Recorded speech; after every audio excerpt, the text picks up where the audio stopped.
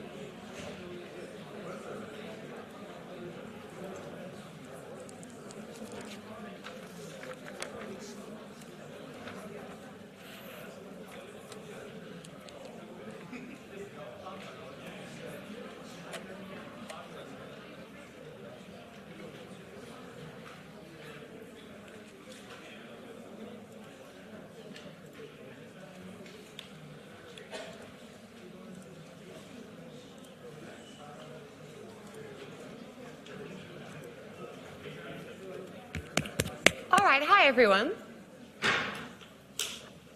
So first of all, I just want to start by apologising in advance if my words blur today or if I have to repeat myself. I've had about an hour and a half sleep because my partner has appendicitis and we had to go to emergency last night. So I slept on the corner of the emergency room. So if I'm a bit vague, I apologise. I guess the other lesson for you guys before we go into the actual content is if you have a pain in your right side and you've had it for about half a week, don't just assume you hurt yourself at the gym, because it turns out it might be appendicitis and it can get quite bad if you leave it and just ignore the pain for 5 days. So, yeah, I'm a little sleep deprived, but we should be fine. So what we're going to do today is look at more methods of asset allocation. Remember, and I'll go to the plan that we sketched out last week, but remember in week 3 we looked at our main method of asset allocation, and when I say main I mean it's what you guys have learned up to now, right? Because in prior courses there was a big focus on the theory, which is important to understand, but now in this course we shift the theory to reality. Now the natural starting point when we look at how to take the theory and apply it in practice is mean variance theory, because modern portfolio theory is the start of what we learn in finance. So what we did in week 3 is looked at how we use portfolio optimization to get a set of asset allocation weights. What we looked at in week 4 is that the trouble with mean variance optimization is it's really sensitive to input assumptions, which means that we might end up with an allocation that can be quite extreme, a corner solution. What we're going to look at this week is some alternative methods in addition to mean variance analysis.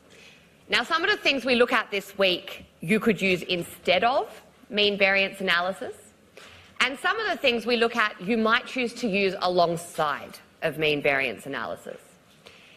In the assignment, I'm going to ask you guys to use more than one method. You might choose to use a particular form of optimization as one method, and a fundamental risk approach like we look at today as another. It's up to you. You might choose to use 2 different forms of optimization, but they might be based in different areas. You might have a yearly bootstrap and a quarterly hypothetical rolling portfolio. So one of the focuses for the assignment will be to take you through how a lot of the methods that we've looked at in the course can be applied to the investors that you're given. Now, by the way, when it comes to the assignment, you should have it. I'm aiming to give it to you by the end of this week, but you'll definitely have it next week otherwise. You're only starting to get to a point where you could start to address the task in the assignment. My guess is by week 6, if you didn't have a mid-semester, you'd probably feel like you're about ready to get started. I know you guys do have my mid-semester exams and other mid-semester exams, so I suspect no one will start the assignment till the mid-semester break. But remember, you need to sign up for assignment groups on Wattle by Friday. And it's really important to sign up for an assignment group. If I go up to the top, right? Make sure you please do sign up for an assignment group, because obviously we're going to mark based on the groups that we see. And for the same reason, please don't go changing groups once the deadline closes, because you've got your groups in Wattle. When we mark an assignment, only one of you is going to submit it. So one of you will submit the assignment. If you're in a group of 6 and the people in that group have changed, we won't actually know that, because we're going to have the assignment group set up in Wattle, if that makes sense. If there is something that happens where the groups have to change, just email me. Don't change without letting me know.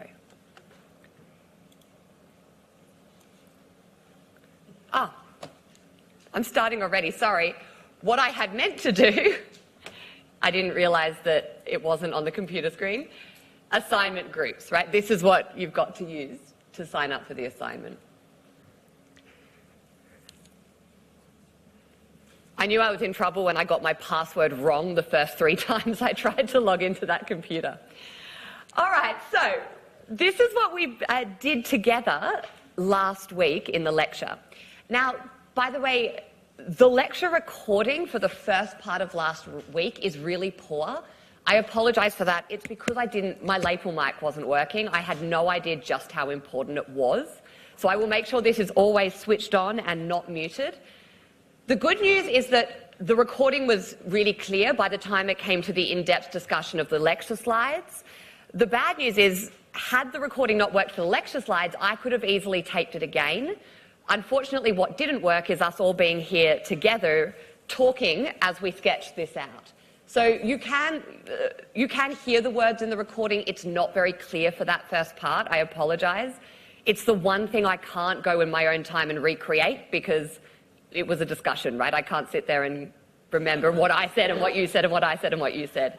So hopefully it is clear based on what we drew together, and I'm going to go through it again now for the same reason. But if you have any questions about that first part that aren't clear in the recording, please let me know. All right, so remember, we said that this course starts with the view of having a big multi-asset class portfolio. And the main one we look at is a superannuation fund. So you have a lot of money together, ready to invest. It might be to invest for an individual investor, or it might be to invest for a pool of investors. Ultimately, what you need to decide is the weights to put in your different asset classes. But there's a whole process that sits in between. So remember, week 1, we learned sort of the broad process of an asset allocation or a portfolio construction framework. We learned what we were going to cover and the importance of governance.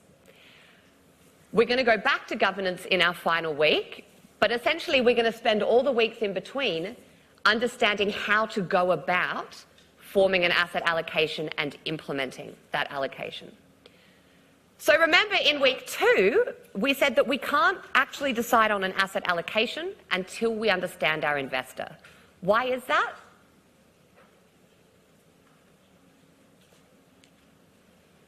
Because we need to adjust the asset allocation. That's right, for the investor. So in the assignment, and forgive me, I might have said this last week as well, but in the assignment, I'm planning on giving you 2 investors. Those 2 investors will have different objectives and constraints. So I wouldn't expect you to recommend the same portfolio for each investor, because everybody wants something slightly different. We have different objectives. We have different risk appetites. We have different key risks. We have difference in things like our need for liquidity, our personnel risk, peer risk, and all of the other risks that we looked at in week 2. So we need to understand who our investor is and what they want. Once we do that, we can decide on our asset allocation approach. So remember, I said that in week 3, we learned the first big asset allocation technique, which is mean variance optimization. What's the easiest thing about mean variance optimization? Why is it so popular to use? It's automatic, right? You have to properly set up your constraints in Excel and your objectives, but then when you tell Solver to run, it will come up with an asset class, with an asset allocation for you. But what's the downside of that? What's the risk involved in optimization? It could be unrealistic, yeah. Yeah, it could be unrealistic because it's very sensitive to your input assumptions, right? It will have, the optimizer will happily tell you to go and short fixed income and put all of that wealth plus your own wealth in commodities or private equity. It doesn't think about things like data smoothing for direct property. So if you use mean variance optimization, it's vital to have an overlay of your own personal judgment, because humans can do what machines can't, and that is understand the intricacies involved that aren't reflected in the data. We know that there is a risk of a piezo problem. Remember from last week, what's the problem? When the optimizer sees an asset class that is subject to the piezo problem, what is the issue? What will the optimizer see and what will be the reality? Yeah, they'll put a lot of weight on the asset class with the piezo problem. Why will it like it so much? Because it's kind of flat, there are no risks in it. But in reality, Argentina is important. Yeah, so Argentina is the reason it was first called the piezo problem. In reality, the data looks like the returns are high and strong, but in actuality, there was a massive risk of default. It just may not have occurred in that particular data series. Right, so we know that sometimes when an asset class has really high returns, it's for a good reason. It's because it's really high risk. But remember, we don't observe risk. All we observe is the return that eventuates. Think about what happened today. We woke up this morning knowing there was a risk of a leadership spill.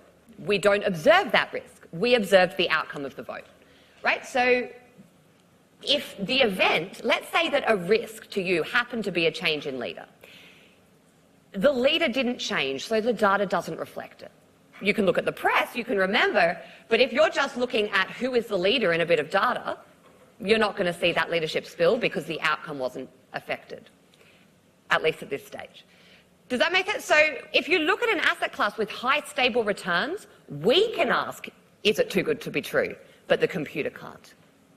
So because we're so hypersensitive, because optimization is so hypersensitive to our input assumptions, because it can't use its judgment to look deeper than the data, first of all, we need to be very careful when we form the asset assumptions.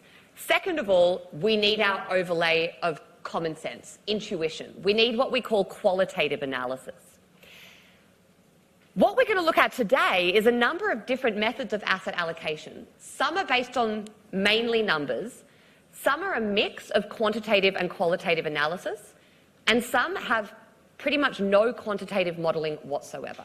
Right? If you do the fill the buckets approach or the fundamental risk approach to the letter, so exactly as it's meant to be used, you don't rely on the numbers for the very reason that, for example, the fundamental risk approach says that the numbers are flawed.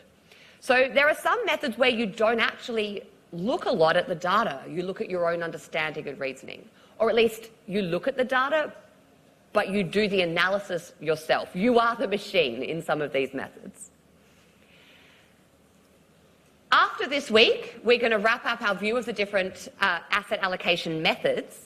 But remember, we always say that you need the qualitative oversight over the top. You need the understanding of the asset classes.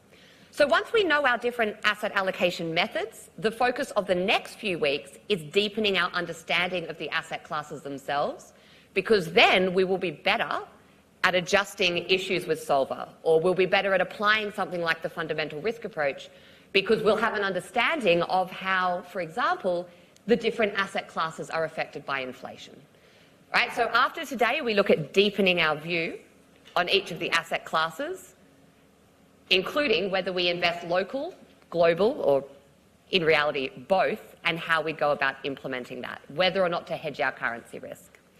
Then the last couple of weeks, we look at additional issues like how to implement the investment, the importance of taxes, governance, and ethics as well. So with that in mind,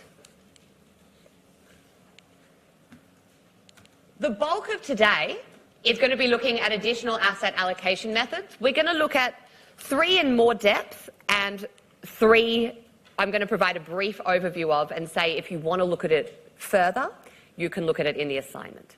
Now, of the 3 we're going to look at in more depth, that's liability-driven investing, benchmark relative, and the fundamental risk approach. Remember, they're not always suitable for every type of investor. Think about the word liability-driven investing. Would a defined contribution fund be suited to liability-driven investing? Defined contribution. Okay, so the thing you've got to remember about finance is that we have no left side of our brain. If you like, we're really unoriginal. So often the name tells you everything you need to know. Liability-driven investing, not asset-driven, liability, right? So defined benefit funds, would they be liability-driven investors? Yes, right? Because their liability is what? The future payments to the people that retire. But defined contribution funds are not liability-driven investors. Because remember, in a defined contribution fund, who bears the risk of investment performance? The end investor. It's not the fund, it's not the sponsor of the fund, it's the end investor. So if you're running a defined contribution fund, yes, you have the obligation to pay the retirement amount to the end investor, but the amount isn't fixed. It's the investor, it's the end investor, the retiree, that has the risk of the investment performance.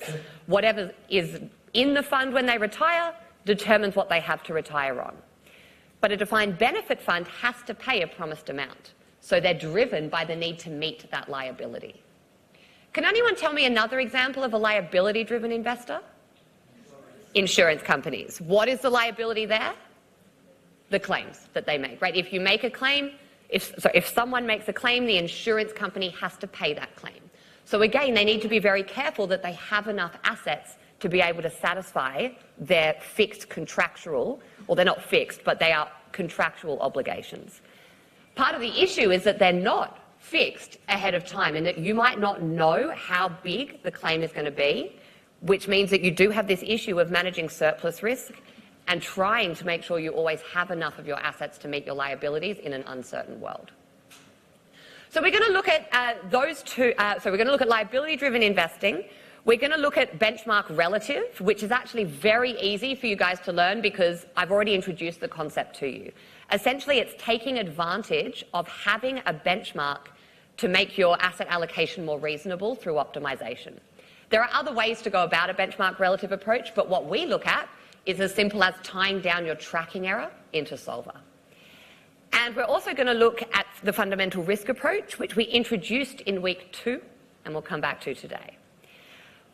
Once we go through those, and briefly 3 others, we're going to talk about the breakdown between alpha and beta as well.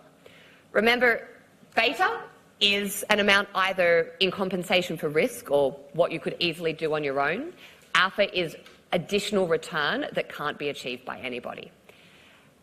The trouble with alpha and beta is that beta means different things to different people, which means alpha does as well. So we'll talk about how difficult it can be to pin down the right definition.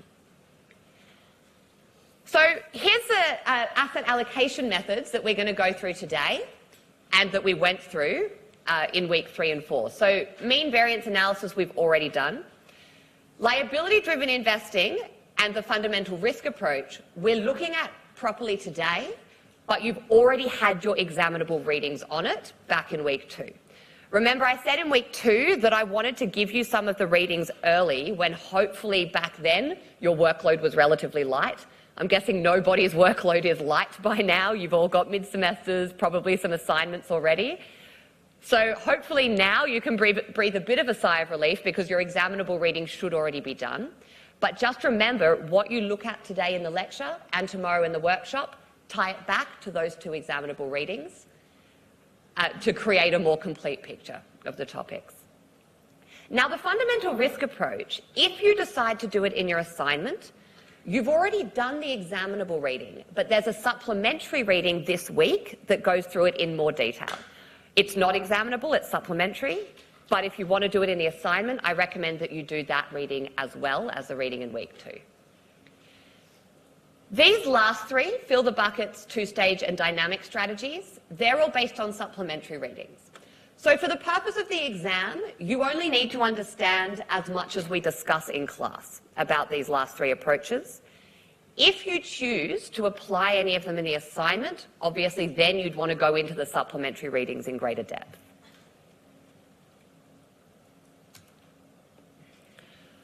Okay, so let's start with liability-driven investing. We've said that liability-driven investing is for, well, investors that have liabilities that drive their objectives. In other words, that have to meet those liabilities. In a way, the most common approach to liability-driven investing is very similar to what we've looked at already when we look at things like mean variance optimization and sketching out a frontier. In that, when we looked at mean variance optimization, we looked at how to trace out a portfolio frontier by, at each point, asking Solver to say, for this amount of return, find me the weights that will minimise my risk. And then for a bit more return, find me the weights that minimise my risk. We could do liability-driven investing in the exact same way, except rather than focusing on return and variance, we focus on surplus and surplus risk. So in other words, we're not just looking at assets, we're looking at the difference between assets and liabilities. So I'll sketch through the method that we'll use to actually apply LDI. And by the way, for your assignment, I will give you asset-driven investors, but it's still important because it's obviously examinable. And it is a method that might relate to you in the future if you end up in something like an insurance company, or if you are one of the defined benefit companies that are funds that are still out there. But the reason that we focus more on the asset-driven investing is that that is the predominant type in the industry. There's a big shift away from defined benefit towards defined contribution around the world. And Australia's always been big in defined contribution. Okay, so liability-driven investing, think about liabilities as negative assets and analyse the difference. But what you've got to remember is that there's only one area of the accounting equation, right, assets less liability, that is a choice to the liability-driven investor, and that is the asset side. Liability-driven investors cannot choose the amount, the size, the timing of their liabilities. So liability-driven investing revolves around what we call a surplus. Now, we define a surplus as your assets less your liabilities. Now, your assets is what you choose, right, because you're creating an asset allocation. So what you're saying is, how much do I want in equity? How much do I want in fixed income? How much do I want in alternatives?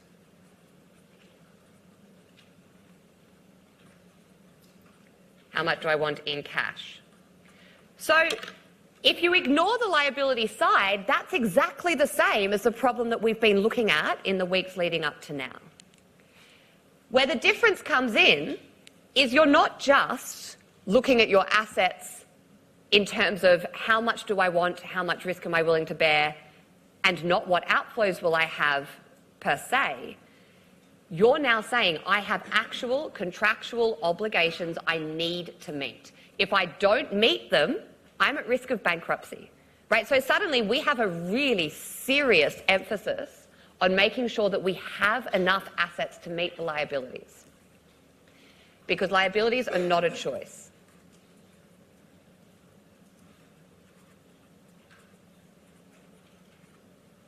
If an insurance claim is made, company has to pay it. So it seems pretty obvious that there should have to be some kind of matching in terms of size and timing between the assets and the liabilities. Easy to say, but the issue that we have or have had in the past with liability-driven investors is that for a long time, up until the early 2000s, we were in strong equity markets that were performing well. And what ended up happening is that the average defined benefit fund had an asset mix of about 70% equity, 30% fixed income. Now, what's the issue? If you have to meet liabilities, what is the problem with having a 70% equity weight in your assets? It's risky, right? The average return on equities is very strong. So your expected surplus would be positive. But in reality, equities are a volatile asset class. So there'll be times when you're in surplus and times when you're in deficit. And if those times when you're in deficit coincide with major payments that you need to make, it could actually put you in a lot of trouble, and did for companies like General Motors, for example. Right? In the GFC, the auto industry, there was a lot of aging employees that were starting to retire. So when assets were down, you suddenly had a lot of obligations that you needed to make, and some companies really felt the financial strain. So, to put this in a bit more context, remember, all of this is about projections. So you're looking at expected surplus is equal to the expected value of your assets less the expected value of your liabilities in the future. Now, the way to calculate your liability value is the present value, like an asset, the present value of the liabilities that you expect, discounted at some type of interest rate. So if we put on a chart what I just said about the riskiness of equities, it's very stylized, but let's call this time, and let's call this value. Imagine that your liabilities are a constant stream. So you've got your expected value of your liabilities, which is the same as your actual liabilities, and we're going to assume they're fixed through time, just to illustrate. Now let's say that you invested in assets that were largely equities,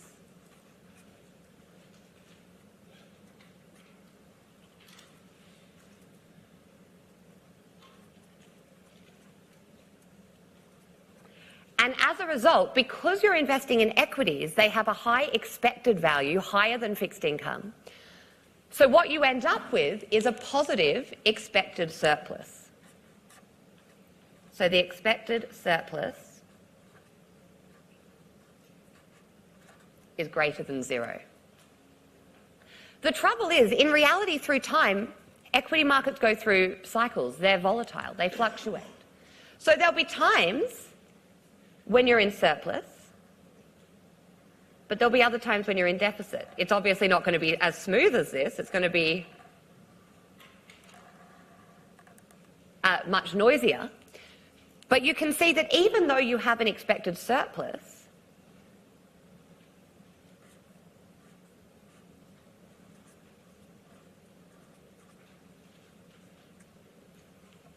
you're not always actually going to be in the surplus. Now, remember, liability value is an expectation, right? It's the present value of the future liabilities that you expect. So it may be, and we're going to go through the drivers of liabilities in a moment, but it may be that you end up in deficit, but you don't actually have a lot of obligations to meet right away. Right? Why would that be? Why would I say you might be in a deficit but not have to pay out a lot of cash immediately? Sorry? Less claims now, right? Now, but there might be big claims in the future. So the thing you need to remember is being in deficit at any point in time isn't necessarily red flags, the fund's going to collapse, because it's the future stream of liabilities. Deficit is bad, but it's not necessarily fatal. When the real problem is when the expected value of your liabilities is high, and it's not the future stream of liabilities that's high, it's your current stream. If you suddenly have a lot of claims, or if you currently need to make a lot of payouts to your retirees, If you don't have enough assets to meet those payouts, that's when you get in trouble. Now, if you don't have enough in your asset pool to meet your liability claims as they fall due, you need to come up with the difference. So in a defined benefits fund, the sponsor needs to put additional money in. Think about the GFC. The assets are dropping, particularly if it's largely equities. Companies are suffering, profits are down, cash is hard, and you can't borrow. Can you see how in certain conditions you have a lot of forces that come together so that not only do you have a deficit, but you can't meet that deficit using the cash stores that you have, you can't borrow. Something like that happens, that's when you're going to end up potentially collapsing. So to see why liability-driven investing has become such an important topic and so much de-risking is going on, you have to think about what happened up until today. Up until the early 2000s, equities were strong. They were easily outperforming bonds most of the time. So defined benefit funds were having really good surpluses. It didn't matter that they had 70% on average in equities, because equities were doing well. Then what happened in the early 2000s? The dot-com bubble burst. So that was the first warning sign for liability-driven investing. We had the crash in the equity markets in the early 2000s. There were deficits. It started to wake people up to the fact that you can't just focus on asset growth and ignore liabilities. People were starting to shift away from defined benefit funds. They were starting to de-risk within defined benefit funds. But remember, the industry moves slowly. And poor defined benefit funds only had about 6 years to shift before the GFC. By the time the GFC hit, there was still a large equity weight, arguably too large, which is why there was a lot of trouble for defined benefit funds there as well. The shift is still occurring. Defined benefit funds are still slowly de-risking. So arguably, should there be another crash, we're sitting on, a record in the bull market. What we'd like to think is that defined benefit funds would not be in as much trouble now, at least on average, but time will tell. So if we go back to the slides,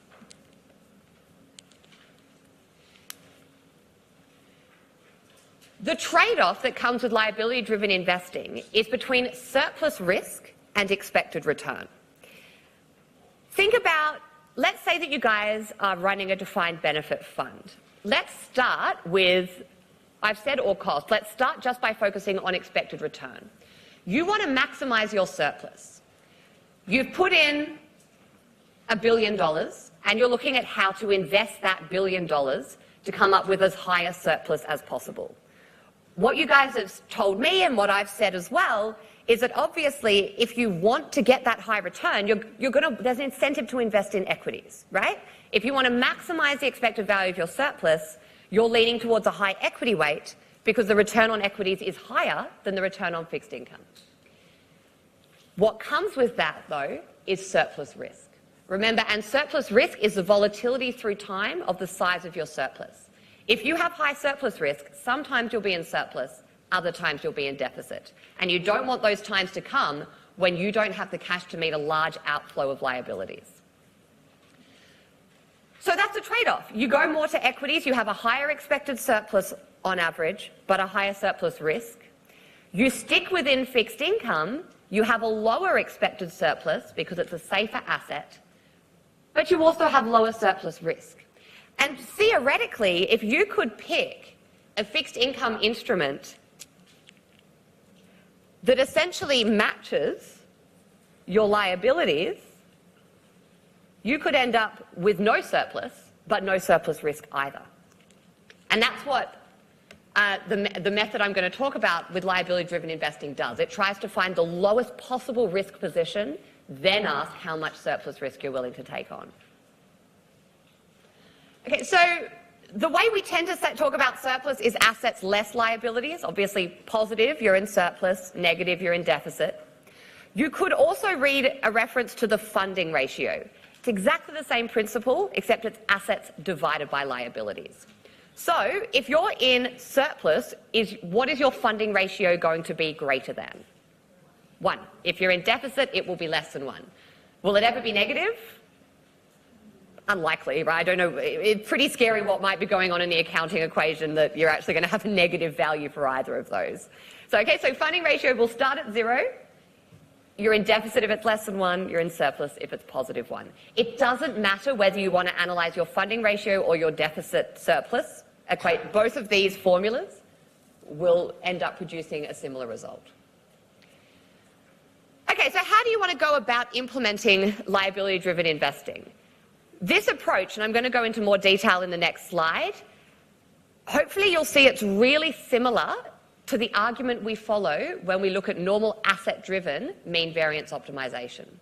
Remember, with modern portfolio theory, we started by identifying our minimum variance portfolio, and then we sketched up the portfolio frontier by saying at each point, if you want to either slightly increase your return, what will minimize your risk, or if you want to slightly increase your risk, what will maximize your return. That's what we're doing here, but instead of just looking at assets, we're looking at the difference between your assets and liabilities. You want to start by figuring out your minimum risk position, your best liability hedge. So this is the portfolio of assets that will get as close as possible to your liabilities in terms of size and timing through time. Right? When your liabilities go up, this portfolio, your assets will go up too. But that doesn't necessarily mean that that is the position you should hold, right? Because yes, there's a big advantage to not having surplus risk, but depending on the investor, you may actually be willing to take on some surplus risk to have that expected surplus. Because there's another side, there's two sides to think about surplus. One is, if you focus on maximizing your surplus, what you don't need to pay out is your profit. So if you think about an insurance company, you know how I say up here, surplus risk versus expected return or cost? An insurance company doesn't have a cost up front in terms of investing to meet the liabilities. They invest the premiums they're given by investors. So for an insurance company, they want to focus on maximizing their surplus because surplus is profit to them. For a defined benefit fund, you could think about it in the exact same way. Think about it as a set amount that you have put aside and you want it to grow to as much as possible to meet the liabilities, and the difference is your surplus. But remember, in a defined benefit fund, the sponsor has to put money aside. So you might also think in a defined benefit fund, not in terms of maximizing the surplus, but in terms of minimizing the cost of the fund to you. In other words, I know that I'm going to have liabilities with an expected value of, I don't know, $200 million. What is the smallest amount that I have to put aside so that it would grow to meet the liabilities? And what assets would enable me to do that? The answer is the same, equity. But for a liability-driven investor like a defined benefit fund, you might think of maximizing your surplus, or you might think of minimizing the cost of the plan to you. All right, so let's say that you want to take on a bit of risk to either increase your surplus or reduce your cost. What you're going to do is exactly what we've looked at for an asset-driven investor. You're going to say, all right, well, if I'm willing to take slightly more surplus risk, what might my surplus be? Or if I want to have a slightly higher surplus, what combination of assets would minimize my surplus risk? You're just tracing up a different type of frontier. So here are the steps involved in order to follow this. Before you can figure out what your minimum risk position is, you need to figure out what your liability value is and how it relates to asset values, right? Because if you can't match them together, you have no idea what your best liability hedge is. So the first thing you need to do is identify your measure of liability, and once you've got that, it will feed into your measure of surplus. Now, let's say you're a defined benefit fund. What we call the liability value here is the NPV of the future payments to the retirees. In other words, the future projected benefit obligations. So if we fill out this equation for a defined benefit fund, we'd call it the present value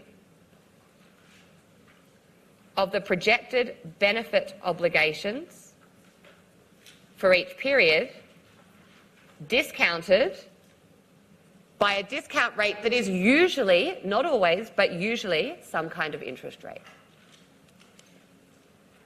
So we need to figure out what our discount rate is going to be, and what our projected benefit obligations are going to be as well. Once we have figured out our liability value, we can then characterise how it relates to our asset values.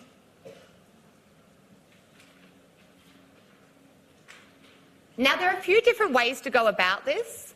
The one that ties most closely into what we look at in this course is the first one, and that is, if you consider it in a mean variance framework, you want to look at your covariance between your liabilities and your assets.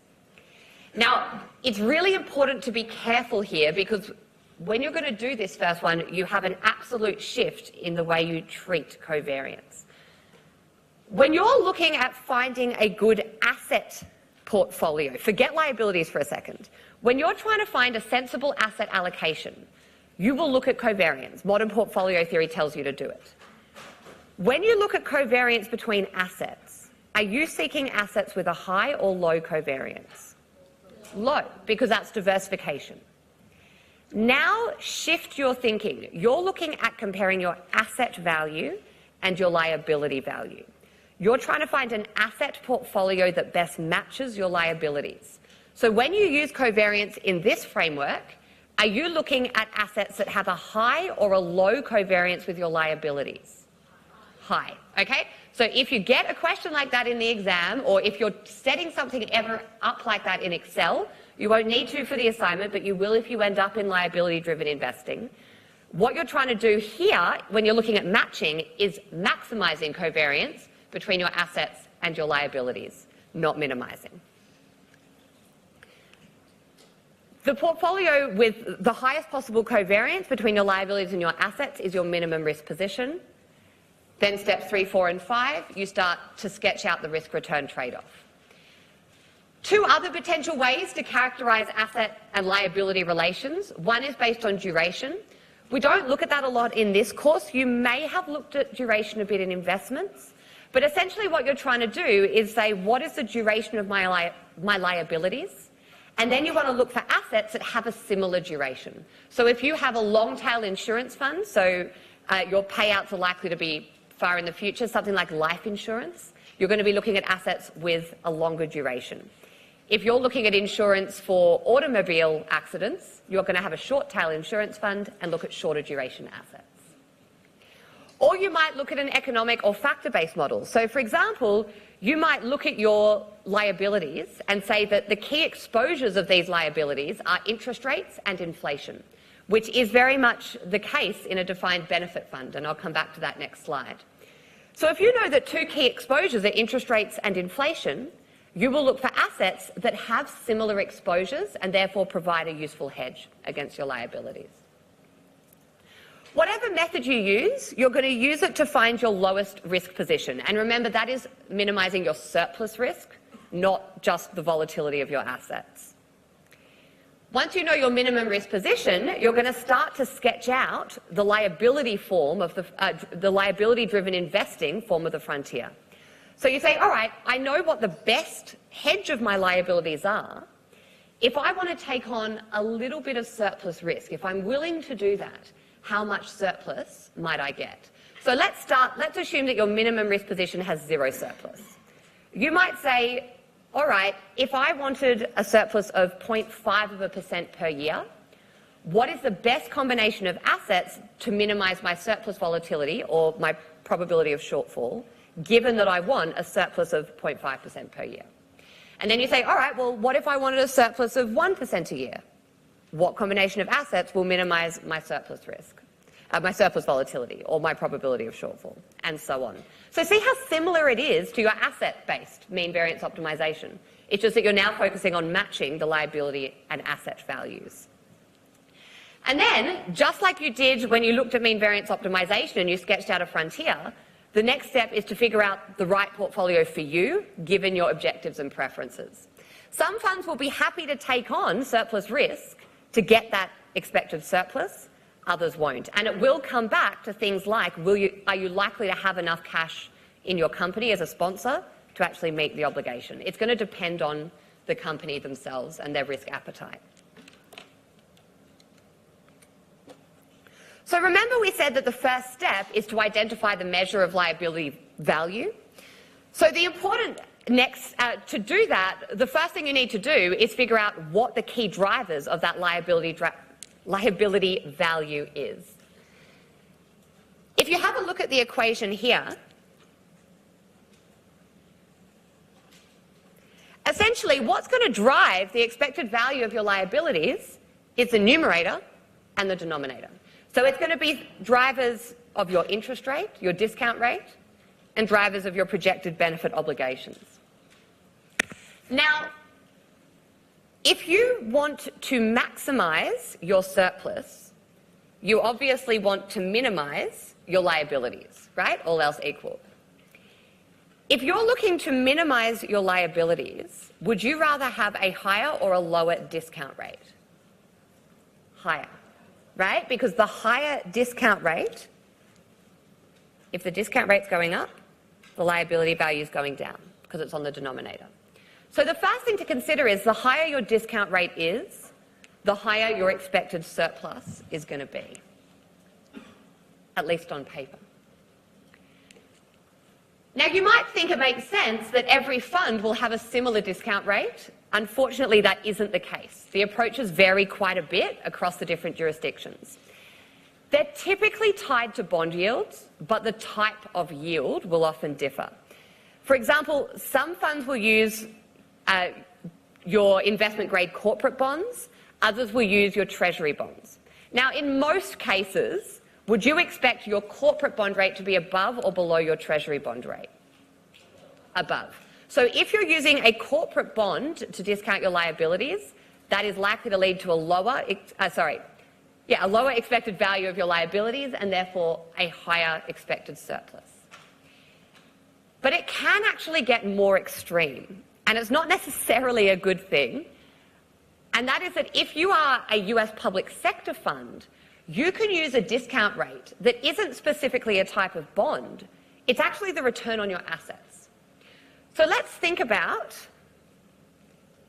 what incentive that creates. We've got your surplus is equal to your assets less your liabilities.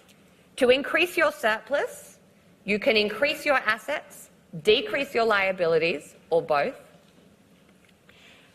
And whatever your assets are in a public sector fund in the US will determine the discount rate of your liabilities.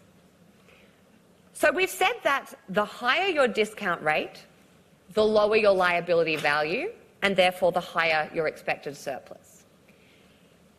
Which portfolio is likely to give you a higher return on assets? A portfolio of 90% equities and 10% fixed income, or 90% fixed income and 10% equities? 90% equities, right? So if you're looking to increase your discount rate, you have an incentive to use equity, as you're going to have a higher return on assets, which will cause a drop in your liabilities. And if you're using more equity rather than fixed income, that's obviously going to cause a higher expected value of your assets as well. So using more equity in your asset base for US public sector funds is a double whammy in terms of the surplus. You're going to reduce the paper value, the expected value of your liabilities, and increase your asset base. So what is going to be the massive incentive for these funds? Yeah, to have a high equity weight, to take on more risk, to take on more surplus risk. And that's actually what's been shown. US public sector funds have had higher than average weights in equities, in their asset base, and it can get them into trouble. There's a lot of work now on trying to make sure that they do de-risk where needed. So that's the first thing you need to ask yourself. What is my discount rate? Because that will directly feed into my liability value. The second thing you need to ask yourself is, what is the drivers of the numerator? So again, take a defined benefit fund, because this whole slide is focusing on defined benefit. Well, first of all, what's going to affect your future obligations? Salary growth, because when you set the defined benefit, it's going to be based on a formula. One of the key parts of that formula is usually your last few years of salary. So it's obviously going to matter how much salaries are growing through time. The turnover of beneficiaries is obviously going to matter as well. When a fund is trying to figure out its total outflows in the future, if more people are entering the fund, what's that going to mean for future outflows? They're going to be higher or lower? With more people in the fund, higher, right? Because that's more people that are going to retire that you need to make those payments. As people leave the fund, that's going to have a downward pressure on your required payments in the future, because that's less payments you need to make in the future. So you really care about the turnover of your beneficiaries. Why would you care about longevity risk? What is the risk? If you have a full life pension, what is the risk in terms of how long people are living? You're going to have to just keep paying, right? So, I mean, if on average people are living to 80, which once upon a time they were, and they're retiring in their mid-60s, you're going to have about, on average, 15 years to make this defined payment that you need to make every period. You don't know in advance how long they're going to live. You're promising, if it's a full life pension, you're promising to pay them a certain amount each year. So then they hit 80 and you're still paying them. Turns out they're still living, they're living to 90. The average age is going up to 100, right? The longer people live, the longer you're going to have to make that stream. So as much as it's a great thing that we're healthier and we're living longer, it's not such a great thing for defined benefit funds, because they have to keep paying people because they're not dying, right? So you need to consider how likely it is that the average mortality, or the age of, what do you call it, the age in which you'll die, you need to consider how much that's going to rise through time. So obviously that means you're going to have to look at things like how good healthcare is, for example, and what improvements are likely. There's so much that goes into modelling defined benefit projections. There may be options offered. So for example, this might be as simple as, can you choose between a lump sum payment, so you get everything when you retire, or a full life pension, or a combination? And obviously that's going to affect whether, I mean, if you need to pay a lump sum and only a lump sum when someone retires, that takes away the longevity risk. So you're going to need to be aware of whether people are going to have that choice. If you only have lump sums, that's one less risk you need to think about. You need to think about inflation, particularly when it's going to have different impacts on the numerator and the denominator of that equation. So let's say that we have a situation where there is no change in nominal wages, but inflation rises. Now, if there's no change in the nominal wage, so we're still earning the same dollar, but inflation's going up, that's obviously putting downward pressure on our real wages, right? Because we're still paid the same amount, but it will buy us less.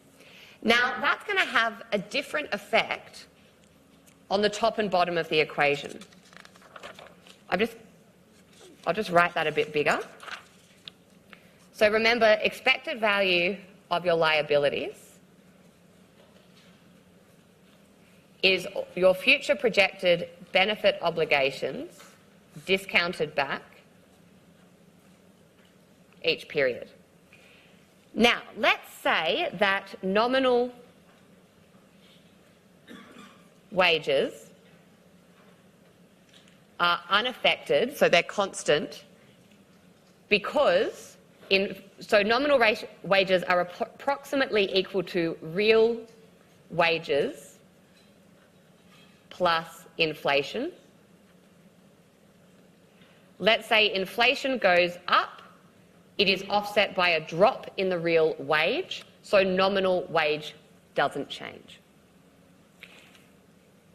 If that happens, because it's the nominal wage that is feeding into the projected benefit obligation, it's not going to have an impact or only a marginal impact on the numerator, right? I mean, if inflation goes up and real wages drop but not quite enough to offset it and nominal wages go up a little bit, then our projected benefit obligations will go up a bit. But you have two offsetting effects here.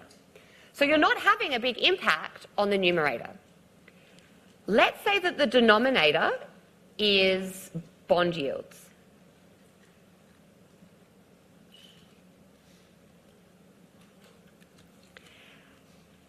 Typically, can someone tell me what tends to be the relationship between inflation and interest rates? Positive or negative? Positive, right? So if we have inflation, what would we expect to be happening to the discount rate? it's going to go up. In terms of any immediate impact, is the fact that real wages are dropping going to have an immediate primary connection to interest rates, or to bond yields? There's not really a connection, right? There can be a secondary connection that can take some time to filter through, but there's not an automatic quick connection between a drop in the real wages and bond yields. So you don't have the same offsetting effect. So if you have a case where inflation is going up, but real wages are dropping, you're going to have no effect in the numerator because they're balancing out, but a rise in the denominator, which is going to cause your liability values to fall overall. Okay, so even if you have a variable that does affect the numerator and the denominator, it could still have they're not necessarily going to offset each other because you might have other forces at work in the projected benefit obligations that aren't affecting your interest rates. Does that make sense to everyone? Any questions on that? So that's why it's so important to understand the different drivers of the two, because there are times where you're going to have drivers in the top half of the equation and not the bottom. And the other big thing that you need to consider is changes in accounting and regulation. This isn't necessarily going to happen very often, but when it does happen, it can have a huge impact on the defined benefit fund and on the company, the sponsor.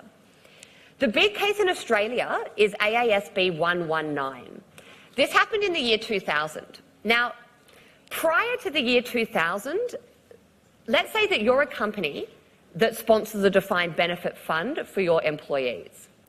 Prior to the year 2000, the defined benefit fund and the accounting statements of the actual company were relatively uncoupled. You had to report it, but it was reflected partly in the notes. It wasn't an immediate connection. What happened in 2011 is AASB 119 changed. And the change meant that every dollar of surplus or deficit was directly fed into the accounting statements of the sponsor company itself, which meant that every dollar of deficit was being seen plain as day in the company accounts of the sponsor and was therefore affecting company profits. Now, think back to corporate finance. Remember, if you're an equity holder, you're going to get dividends from profits. And when you have a highly volatile company in terms of the profit amount, it's going to create some uncertainty in investors. So it's likely that if you suddenly have a huge increase in profit volatility, it will affect your share price. Okay, so suddenly these companies that have been having, a great time with a lot of equities in their asset base of the defined benefit fund, that was creating surplus volatility, but they were still having an expected surplus overall, had an extra issue with the surplus volatility because it was creating volatility in their financial statements. That was affecting shareholder confidence, and it affects share price, which obviously affects the amount. One, it affects the perception of the company in general, but two, it affects the amount they can raise capital in the future. So what do you think is going to happen with this accounting change? What would you expect companies to do in response? Yeah, they'd want to de-risk. Again, they'd want a more stable asset base so that they don't have a highly fluctuating surplus amount. They have less surplus risk, so it's having less impact on the financial statements of the sponsor themselves. Okay, so something like that, it's a major change and it has had a big flow-on effect. And it's also, it's just another reason why more and more companies are saying, we don't want defined benefit, we don't want that obligation, we don't want to bear the risk of investment performance. Yes, all right, if we have a surplus, that creates profit for us. But remember, companies are set up to profit from their key business, right? Focus on that and take the risk away from the company and put it on the end investor in a defined contribution fund. So there are still defined benefit funds, but it's helping to further the shift. So that's liability-driven investing. You won't do it in the assignment. It's not a big focus of the course, but given that it is two of our investor types, it is important to be aware of the different issues surrounding applying it. Are there any questions on that? Yeah. So if you have higher, the turnover is higher, then you have lots of outflow. Although your risk is lower, but in terms of that, your cash base is lower. Your risk is lower. What was that last bit? I mean, if people are withdrawing, you have less cash to manage. I see what you mean. No, so what, by turnover of beneficiaries, it is true as people are leaving, you have less cash to manage, but you've got to always put more money aside as you have more people come in. So if you have, so there's two parts of this. One is with turnover, if you've got a lot of people leaving the fund, you have less cash to manage. But remember, you also have less people in the fund. So you've always got to think about it as the amount of assets that you're managing per the person that is going to retire. So the biggest issue in terms of having less cash to manage, for example, is if you have a lot of outflows and you need to sell off assets, you wouldn't want them to be tied up in illiquid assets where you're having a haircut, because that will reduce the cash you have to manage per person as well. But the other thing in terms of people coming in and out is if you have a high amount of turnover of your beneficiaries, if people are leaving, that's less obligations and less people that you're managing the assets to meet those obligations, but it's also creating uncertainty. So in a way, if you have a very stable number of people in your fund, you have less uncertainty to manage in terms of how many people are going to come in the future, who is going to leave and move to another job or another type of fund. So a high turnover creates another form of uncertainty, which is another form of risk. And if you are more uncertain about what your future obligations are going to be, you might want to de-risk your policies as well. Any other questions? All right, so that was quite an involved approach, which is why I put this one in the middle as a sort of very quick, oh my gosh, I've just learnt an approach in about 5 seconds, because the benchmark relative approach is really valuable, particularly in mean variance optimization, and it's also really simple to apply. There are more complex versions that I'm not going to take you through. I used to take people through something called a chow function, which is a way to use utility for a benchmark relative approach, but the focus in this course is on applying it. You don't apply utility functions, so I'm now focusing just on what you guys can actually do in Excel for this method. Benchmark relative is a wonderful way to calm an optimizer down and stop it going to error maximizing solutions. Because remember, we said a couple of weeks ago, if you include a relative constraint, in other words, relative to another realistic looking portfolio, you're essentially tethering the optimizer to look something like the portfolio that you're tethering it to. You'll ask it to improve on it, but it's still constrained to have a reasonable spread across asset classes. Essentially, what you're doing in the benchmark relative approach is you're adding an additional constraint to your mean variance optimization. So remember, let's say before what you would say is, all right, solver, I want an 8% absolute return target per annum. I want no more than 20% of my weights in illiquid asset classes, and I don't want you to short sell, and you can't leverage. So given these constraints, find me the assets that will minimize my risk. Now, if that's what you're telling Solver, you are putting constraints in. It's not going to put everything in illiquid assets, but you're not tying it to another portfolio that has a reasonable asset allocation. So you still have a fairly decent risk that it's going to go as much to a corner solution as you enable it to do within the constraints. If you say the exact same thing to Solver, all right, I want an 8% return, what did I say, 20% in illiquid asset classes, you can't short sell, you can't leverage, and I want you to have a tracking error of no more than 1.5% per annum relative to the average of my peer group, suddenly that one constraint, and you should experiment with your assignment. I'll give you, at least for one investor, I will give you a tracking error constraint. Have a look, try it without and with the tracking error constraint, and it's quite remarkable. The second you tether Solver to a realistic looking portfolio, Solver can't deviate too far from those weights because the tracking error will explode. If you have a benchmark that has a good spread of assets between equity, fixed income, cash, hedge funds, private equity, direct property, infrastructure and commodities, and you're telling the optimizer your tracking error can't be more than 1.5% per year, the optimizer can't go and put 90% of its assets in world fixed income, right? Because the tracking error will explode. Now, the key of it, what's the really important, if you're going to do this, what's really, really important in terms of setting up that tracking error? You're tethering it to a benchmark, right? So what do we need to make sure we're doing with the benchmark? Yeah, it needs to be a sensible benchmark. If it's a peer group average, it's going to be a reasonable spread. If you want to tie it to a legacy portfolio, remember, what's a legacy portfolio? You've just come into a new fund. So your legacy portfolio is the portfolio, that existed, that you're inheriting essentially. So let's say that you inherit a portfolio with a massive home bias and a huge equity weight. If you tether the optimizer to your legacy portfolio, it won't take you very far in correcting that. Now, that might be what you want. You might not want to change too much at once. But you've got to remember that if you are going to impose a tracking error constraint, it can only go so far from the benchmarks that you've set in Solver. So you need to be sure that it is reasonable for the purpose. But once you've done that, it's very effective. So essentially, to estimate the tracking error, the easiest way to do it is take the returns of your portfolio, subtract the returns of your benchmark, and take the standard deviation of the difference. Chuck that into Solver as an additional constraint, and you're done. So I'll put at least one investor, I'll put a tracking error constraint in the assignment. So in the workshop, I'll talk about it again and how you want to set it up. So that's it. That's a benchmark relative approach. Quick, simple, and useful.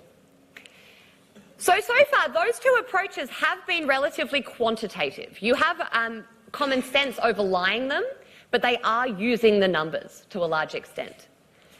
The fundamental risk approach is the reverse. It is a qualitative approach, and if you use it in its purest form, you actually don't rely on the numbers at all when it comes to generating output. It is just your intuition, common sense, qualitative reasoning, and actually thinking about the risks that lie beneath the surface. So remember the risk, we had objectives at the top, then you had the surface risk of quantitative measures, and then what lies beneath, which is the qualitative reasoning. In the fundamental risk approach, you're jumping straight to that bottom layer. So the fundamental risk approach is all about economic diversification and looking at your portfolio with economic diversification in mind and saying, at the margin, how can I do better? It's not about building a portfolio from scratch.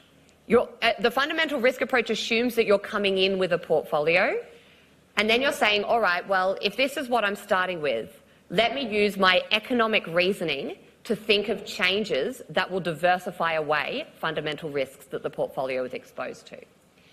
So there's two steps. The first is you need to figure out what your big fundamental risks are. Remember, we've spoken briefly about this in week 2. And in fact, this chart here will be familiar to you, but I want to go through the whole thing again. You've got to think, what are my big fundamental risks for my particular portfolio? And they will differ depending on the investor. Once you've done that, you need to consider how you might make small changes at the margin to your asset allocation. And when you're doing it, the goal is that you want to try to find switches that don't reduce your return too much, but that do reduce the exposure to that particular fundamental risk. Sometimes that's more achievable than others, depending on what the risk is. So let's give some examples. Let's say that let's go back to the example I just gave, actually. Let's say that you inherit a portfolio that has a really large home bias. Let's say that 85% of its weight is in the Australian equity market. Now, equities is another risk that I'll come to on the next slide, but if you focus on the home bias, the fundamental risk approach would be to say, okay, well, my key fundamental risk is tied in how the Australian equity market performs. You want to find in step 2 a portfolio modification that ideally will reduce the exposure to the fundamental risk but not reduce too much return. So think about the different asset classes that you're given in the Excel tuts and that we talk about in the course. What might be an asset class that will reduce the exposure to the Australian equity market but hopefully not sacrifice too much return? World equity, absolutely. World equity hedged, world equity unhedged, emerging markets. You've now got 3 different asset classes that you could potentially shift weight into. Now remember, this is at the margin. What would happen if you said, okay, well, I'm going to sell all my Australian equities and buy world equities with all that money? You just have a new set of fundamental risks, right? It's now your fundamental risk is how the world equity market performs, or how if it's the UK, how the UK performs. If it's emerging markets, how a particular emerging market performs. So it's always about marginal changes, which really suits the fact that that's what happens in the industry. You don't come and sell everything and buy everything new, because you're going to have huge transaction costs, potentially redundant transactions, and you're going to take on a lot of peer risk, because remember, portfolios are built traditionally along similar lines. But you're going to say, all right, let's ideally keep the return pretty similar, because world equity and Australian equity returns are fairly alike, but reduce the exposure to the Australian equity market, right? You're still exposed to equity risk in general, particularly nowadays when equity markets are correlated. But that is one fundamental risk that you're reducing the exposure to at the margin. Let's say that you inherit a portfolio, you're in a multi-asset class fund, and you inherit a portfolio that has a really high weight in financial assets, and in particular, you have a really high weight in real estate investment trusts, so listed property. Now, we haven't done this yet, but what we're going to look at when we look at property is in the short term, not so much the long term, but in the short term, because listed property is listed, it suffers, or it's subject to the same fluctuations as public equities are. It's subject to the whims of investors. It's easy to buy and sell. So when times are good, they'll buy. When times are bad, they'll sell. So the correlation between listed property and public equity in the short term is a lot higher than the correlation between direct property and public equity.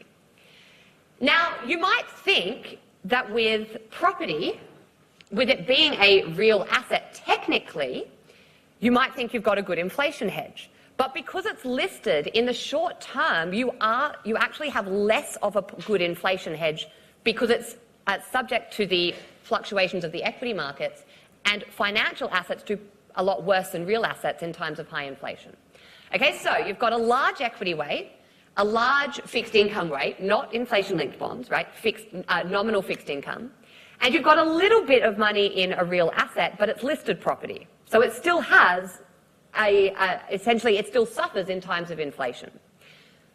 If inflation is the risk you identify, what do? You take a bit of the listed property and you put it in direct property, right? Because you're saying, all right, well, property provides me with a good hedge against inflation, but the actual type of property that I have invested in is not my good inflation hedge. Direct property, I can find a portfolio that will potentially offer similar returns, but is a better hedge of inflation, because it not only hedges inflation in the long run, but also in the short run as well.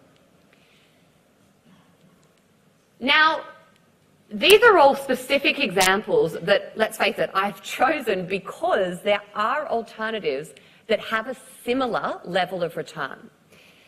In reality, most switchers are unlikely to do that. Let's say that you want to invest in relatively liquid assets. You're not going to property isn't an option to you for whatever reason, and you want to find an inflation hedge, but you're really only choosing between equity and some type of fixed income, right? You've got a lot of money in equity, you're exposed to inflation, so you instead want to take some of that investment and put it in inflation-linked bonds. A completely realistic and rational response to protecting against inflation risk. But what's the problem here? In terms of the goal of step 2, return, right? I mean, fixed income has a lower return than equity. Inflation-linked bonds has a lower return than nominal bonds, typically. So most of the time, the switches you make, which are really sensible switches, will reduce your exposure to fundamental risk, but unfortunately, they will also reduce your exposure to return. Reduce the return that you get. Now, that's not the end of the world. I'm going to come back to this in a couple of slides, but keep it in mind. But what it will mean is, often we're going to make switches that will reduce our return. It's not the end of the world in a fundamental risk perspective, providing you can use leverage to get your return back up, sort of like the modern portfolio theory argument. Okay, so that's the goal. What is my key fundamental risks? How do I tweak my portfolio to reduce the exposure? And ideally, I want to keep a similar return. Now, remember I said that what your fundamental risks are going to be is going to depend on the investor that you are. Now, in this course, we focus a lot on a standard superannuation fund. If we're going to keep a typical super fund focus, then let's go through the fundamental risk approach with that investor in mind. And when we do that, the first thing we need to consider when we want to figure out what our big fundamental risk is the equity market. This is a really great way. It stopped in 2007 because this is when the paper was written. This is from your supplementary readings. But this is a really great way to see just how much equities matter to super fund volatility. What you have here is the proportion of the return variance of your typical super fund, it's an Australian growth super fund, that can be explained by variation in each of these asset class buckets. If we start with the black line, this shouldn't be too surprising. 92% of the variation in super fund returns through time can be explained by changes in equity, property and fixed income combined. Right? Makes sense. They're three of the biggest asset class buckets we can invest in. So if you just look at the black line, and by the way, the 97%, the way we get the percentage explained is we regress the super fund returns on these asset class returns and we take the R squared. So the R squared in this case is 0.97. The black line actually hides what's going on, because if you have a look on this side, fixed income on its own, both Australia and world combined, only explain 11% of the variation in super fund returns. Australian property, listed and unlisted combined, only explains 20% of the variation in returns.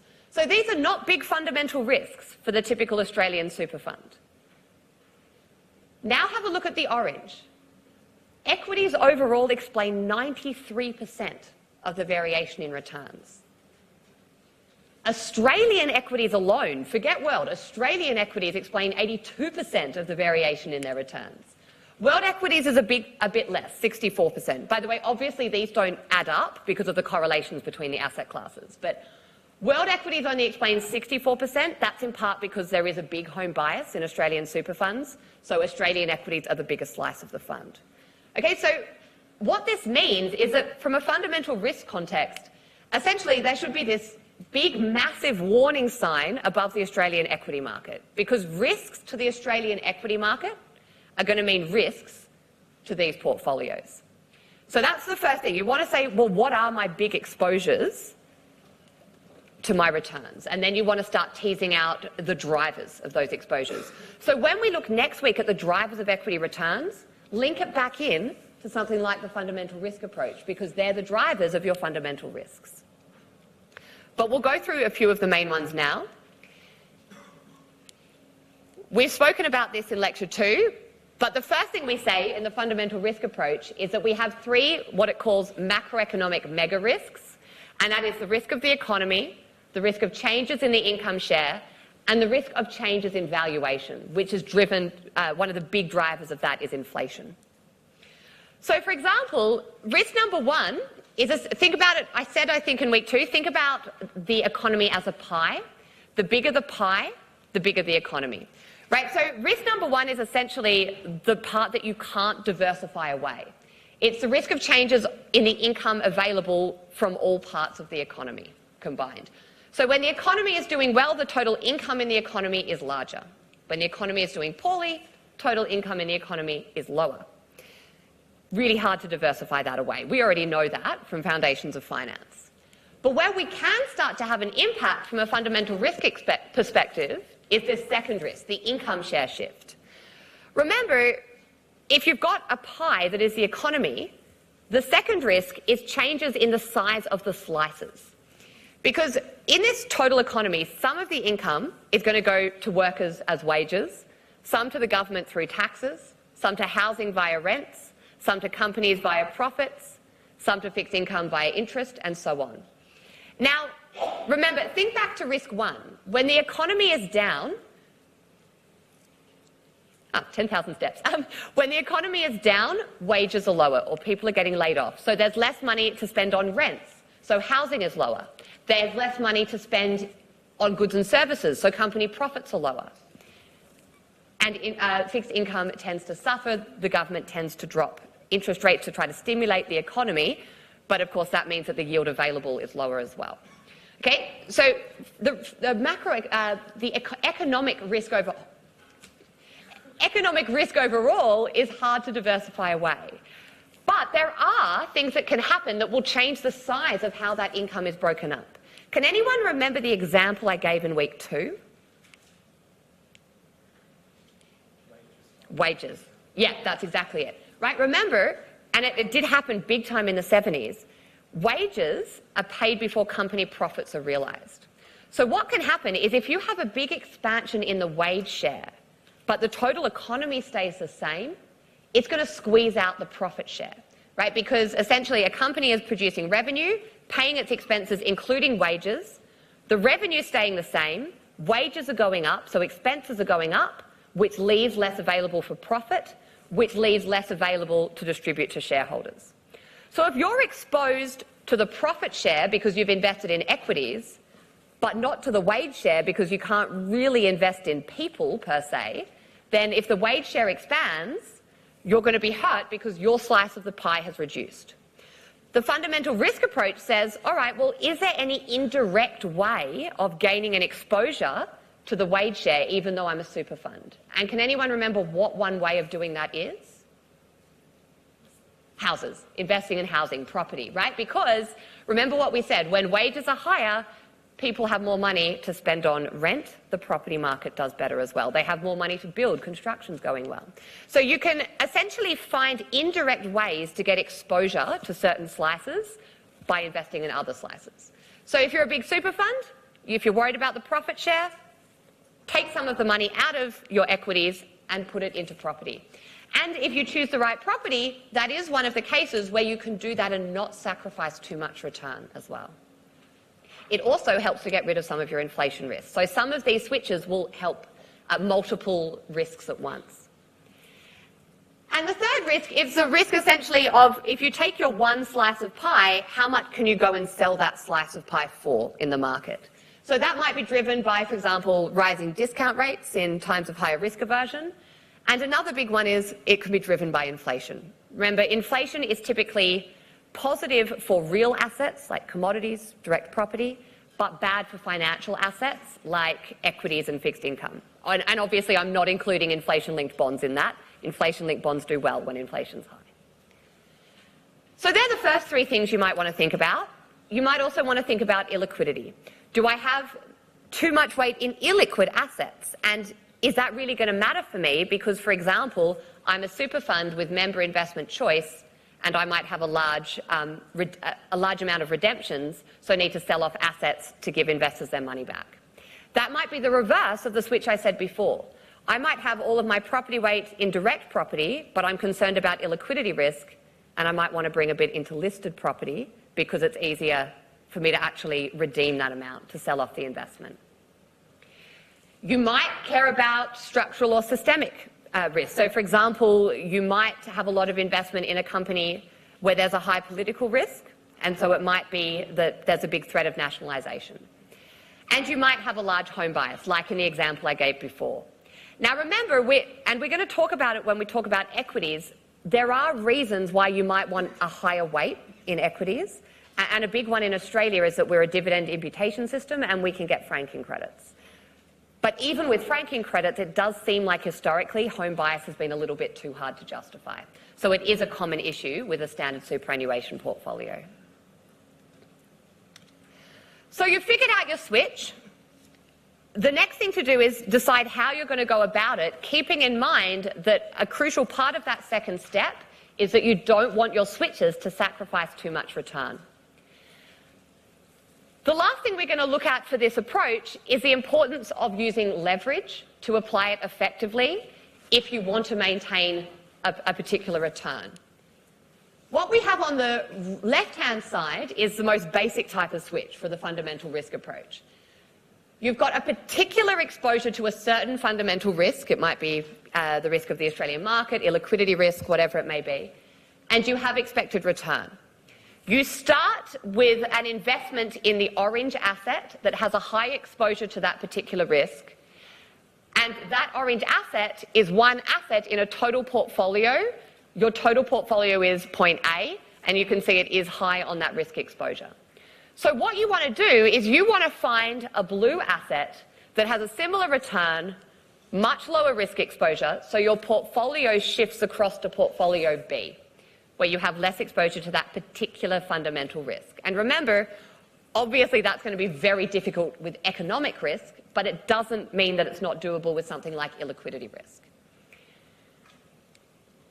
That said, it is typically hard to find assets that have an equal expected return if this risk is quite common across a lot of investors. What often is going to happen is you can easily find assets with a lower exposure to a fundamental risk, but also a lower return. When that happens, providing you can use leverage, you can use that to keep your return and still get rid of your exposure to fundamental risk.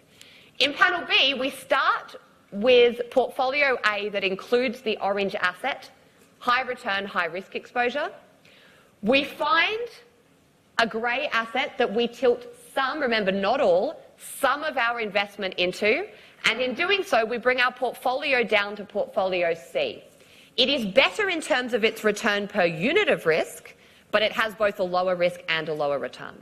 So you've improved the risk-return trade-off, but you've sacrificed return to do it.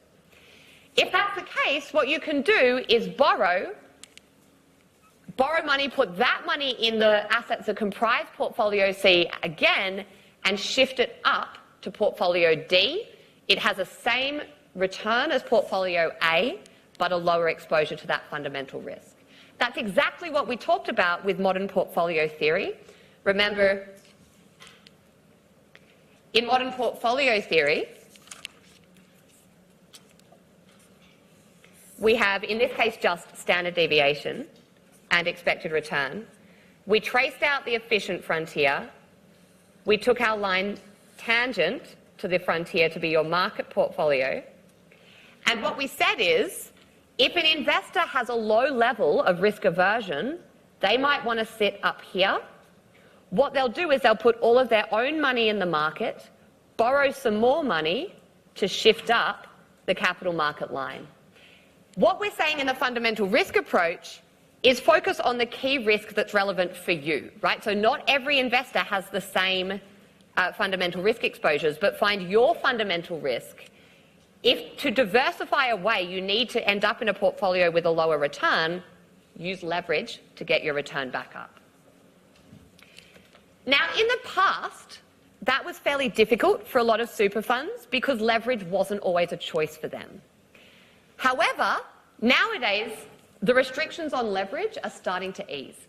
So it is becoming a lot more feasible, which is meaning that the fundamental risk approach is being able to be used in practice a lot more by superannuation portfolios. So you might wish to use that in your assignments. It's not the most common method. People tend to use quantitative methods, but I've also seen some killer assignments that have used the fundamental risk approach as well. And if you do remember, look at the supplementary reading as well as the examinable. All right, let's take a 5-minute break. We'll come back at 25:02 and I'll go through some of the other methods.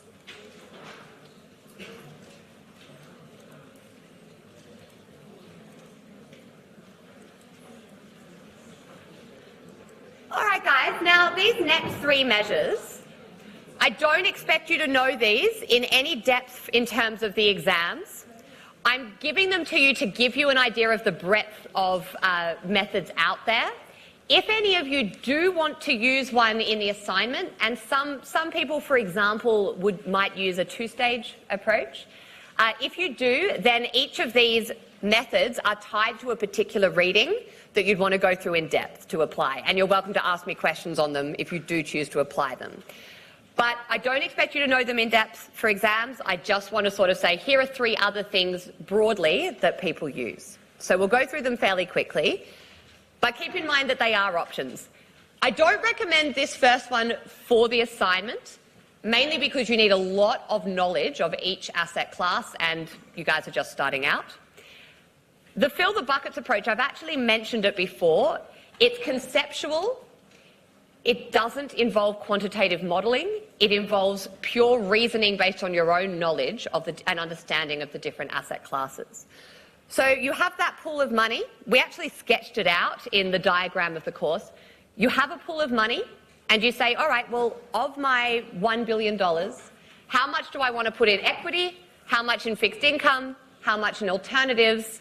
And then, in this case, how much in this other bucket, which are sort of strange returns that change through time that aren't long-term investment strategies. It's why they call it opportunistic. So you decide, how do I broadly spread my dollars between these buckets? Then within the bucket, you do the same thing. All right, well, I have, of the $1 billion, I have $500 million in equities. How much do I want to put in Australian equity? How much in global? How much in emerging markets? And you're making these decisions not based on the numbers, but based on your understanding of the different asset class, their risks, their rewards, and their future growth potential. And if you're good at it, then above all of that is an alpha bucket that doesn't come specifically from your knowledge of the different asset classes. It comes from opportunities that are constantly changing through time that you might capture. So, for example, you might end up getting alpha from taking a bond strategy. You might get alpha because you have a particular Australian equity market manager that has a very concentrated small cap fund that outperforms. So the alpha isn't a given. It's only if you end up pursuing strategies within some of these buckets that will give you that additional risk-adjusted return. But the broad decision for the fill the buckets approach is how much do I feel comfortable placing in the different buckets, and within that, in the different strategies. See why I say probably not what you want to do in the assignment, though, because you need to justify why you make these decisions. And the fact is every investor will have different reasons for coming up with their allocation here, but it has to be backed by a lot of experience. And the other thing that's important is if you're going to outsource the management of the different elements within the bucket, you need to actually have knowledge in picking managers, and it becomes particularly important when it comes to your alternatives, right? The right private equity manager will make a lot of money. A bad private equity manager will lose you a lot as well. So that is outlined in the paper called A Model for Portfolios. The next one is the two-stage approach. You might have looked at this in other courses. I don't expect this to be used commonly in the assignment, but I do see it occasionally. The two-stage approach is nice because it uses optimization, but because it acknowledges the limitation of optimization, it essentially only uses optimization where it sees it as safe to do so. So the first stage of the two-stage approach is to take the asset classes that are less exposed to issues with error maximization. Right, so you wouldn't use direct property in an optimizer under this approach because of the smoothing of returns, understating volatility. In the first stage, you get your major asset class exposures where the data is quite good and optimization is relatively safe. Right, so that's your public equity, listed property, fixed income, cash. And you run those through an optimizer. That third point, you use equal expected returns for the major equity markets. The paper talks about why in detail, but essentially what it says is, look, most of the subsets of a key major equity market in the long run should have similar returns. You're not trying to look, by trying to forecast expected returns for asset classes where really, give or take, they're pretty similar, the risk is you're going to cause error maximization by overestimating one of the returns per unit of risk. Instead, use equal returns for the major equity markets and focus on the risk minimization side of it. Okay, so that first stage is, all right, forget about the alternative asset classes. Let's use a couple of assumptions and figure out an initial starting point for our broad asset class weights. The second stage is to tweak the output from your first stage by, for example, bringing in some of the asset classes that don't perform well in an optimizer and bringing them in using qualitative judgment, right? So this is where the human comes in stage two, and tweaks the computer, what the computer did, and said, all right, well, maybe I want to add in a bit of private equity. I'm not going to ask the computer how much because there's smoothed returns because of appraisal valuations, and there's also things like selection bias, but maybe I'll bring in a bit of private equity because I do know a good private equity fund. Maybe I'll take a little bit of the listed property and put a bit in direct property. I won't tell the optimizer, I won't ask the optimizer to tell me how much because it will tell me too much, but I'll put a bit in. Maybe I will now put a little bit more weight in Australian equities than world equities because I know a good Australian small cap manager that I think will give me alpha. So the second stage, you're starting to bring in your judgment. You're using your beliefs, your logic, your experience, perhaps simulation and sensitivity analysis. But you're not doing the second stage in the machine. So this is actually a nice balance between the two. Outside of the two-stage approach, a more informal way of doing it is to just use optimization and then tweak it with qualitative considerations. And I expect everyone that does optimization to bring in qualitative considerations in the assignment. But if you wanted to do it in a formal method, you'd use the two-stage approach.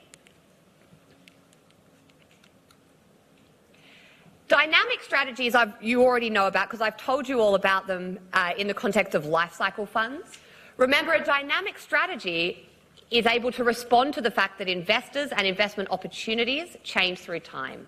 Exposures change, risks change, new asset classes come in. And a classic example of this is target maturity funds, which I've told you guys is one of my favourite concepts because as someone that has a terrible memory for life admin, I just know that I'm going to struggle to remember to de-risk my superannuation allocation. It's high growth at the moment. It can stay high growth for quite a while, but at some point I'm going to need to start winding that down towards conservative, right? Growth, balanced, conservative.